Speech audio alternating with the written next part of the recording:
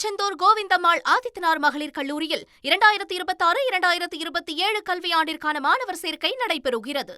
தலைமை செயலக ஊழியர்களுக்கு பயோமெட்ரிக் முறை இன்று முதல் அமலுக்கு வருகிறது. அண்மை செய்தியாக பார்த்து வருகிறோம். பயோமெட்ரிக் முறை தலைமை செயலக வரலாற்றிலேயே முதல் முறையாக அமல்படுத்தப்படுகிறது. மேலும் விவரங்களை செய்தியாளர் ரமேஷ் வழங்க கேட்கலாம். ரமேஷ், வணக்கம். உங்களுடைய கள தகவல்களை சொல்லுங்க.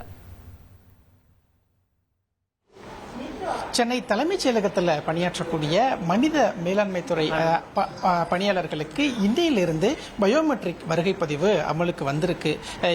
காலையில் பணிக்கு வந்திருக்கக்கூடிய ஒவ்வொரு பணியாளர்களுமே இந்த பயோமெட்ரிக் வருகை பதிவை வச்சுட்டு தான் தங்களுடைய பணிகளை தொடங்குறத பார்க்க முடியுது. பொதுவாக அரசு அலுவலகங்களில் வருகை பதிவேடு தான் இருக்கும். அந்த வருகை பதிவேட்டில் அவங்க சைன் பண்ணிட்டு தங்களுடைய பணியை ஒர்க்கை ஸ்டார்ட் பண்ணுவாங்க.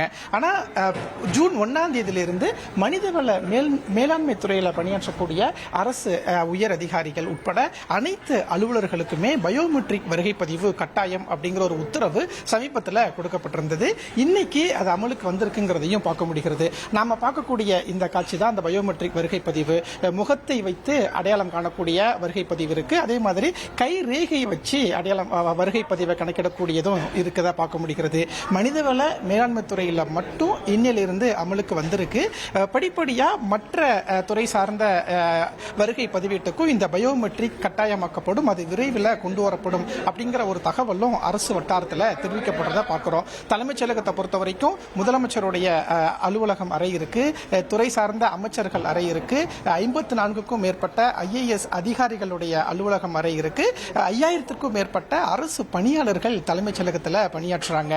பழைய கட்டிடத்திலும் சரி, நாமக்கல் கவிஞர் மாளிகையிலையும் மொத்தம் 5000க்கும் மேற்பட்ட பணியாளர்கள் பணியாற்றுறாங்க. இந்த நிலையில தான் அரசு அலுவலர்களுக்கு அவங்களுடைய பணி நேரம் அப்படிங்கிறது காலையில் 10 மணிலிருந்து 6 மணி வரைக்கும் இருக்கும். 10 மணிக்கு அரசு பணியாளர் ஒருவர் பணிக்கு வந்துட்டா 5:45 மணி வரைக்கும் அவங்க அலுவலகத்தில் இருக்கணும். அந்த அவர்களுடைய வருகையை உறுதி செய்யக்கூடிய வகையில தான் இன்னிலிருந்து இந்த பயோமெட்ரிக் வருகை பதிவு அமலுக்கு வந்திருக்கிறத பார்க்கிறோம். கடந்த ஆட்சியில கடந்த பிப்ரவரி மார்ச் மாதம் இதே மாதிரி பயோமெட்ரிக் முறை அமலுக்கு கொண்டு வந்தப்போ தலைமைச் செயலக ஊழியர் சங்கத்தினர் கடுமையா எதிர்ப்பு தெரிவிச்சாங்க. அதனால அந்த உத்தரவு வாபஸ் பெறப்பட்டது.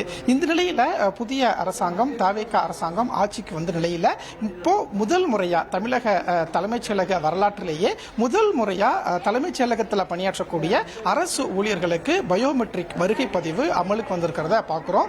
இப்ப முதற்கட்டமா மனிதவள மேலாண்மை துறை அப்படிங்கிறது அரசு மற்றும் தனியார் நிறுவனங்களில் பணியாற்றக்கூடிய பணியாளர்கள் நிர்வகிக்கிறது, திறன்களை மேம்படுத்துறதுல மனிதவள மேலாண்மை துறை தான் முக்கியமான ஒரு துறை.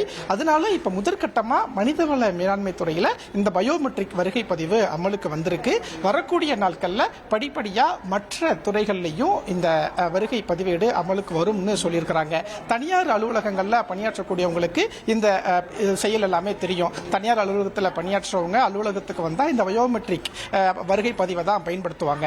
ஆனா அரசு அலுவலகத்தை பொறுத்த வரைக்கும் வருகை பதிவேடு மட்டுமே இருந்த நிலையில இப்போ இந்த பயோமெட்ரிக் வருகை பதிவும் அமலுக்கு வந்திருக்குங்கிறத பார்க்க முடிகிறது. பயோமெட்ரிக் வருகை பதிவு இருந்தாலும் அரசு ஊழியர்கள் பயோமெட்ரிக் வருகை பதிவிலையும் தங்களுடைய வருகையை உறுதி செய்யணும். அதே மாதிரி வருகை பதிவேடு நோட் இருக்கு, அந்த நோட்லையும் அவங்க சைன் பண்ணணும் அப்படிங்கிற ஒரு உத்தரவு இன்று முதல் அமலுக்கு வந்திருக்கு. இந்த உத்தரவு மனிதவள மேலாண்மை துறையில் பணியாற்றக்கூடிய அரசு ஊழியர்களுக்கு மட்டும் இன்று முதல் அமலுக்கு வந்திருக்கு. தகவல்களுக்கு நன்றி ரமேஷ். திருச்செந்தூர் கோவிந்தம்மாள் ஆதித்தனார் மகளிர் கல்லூரியில் 2026-2027 கல்வியாண்டிற்கான மாணவர் சேர்க்கை நடைபெறுகிறது.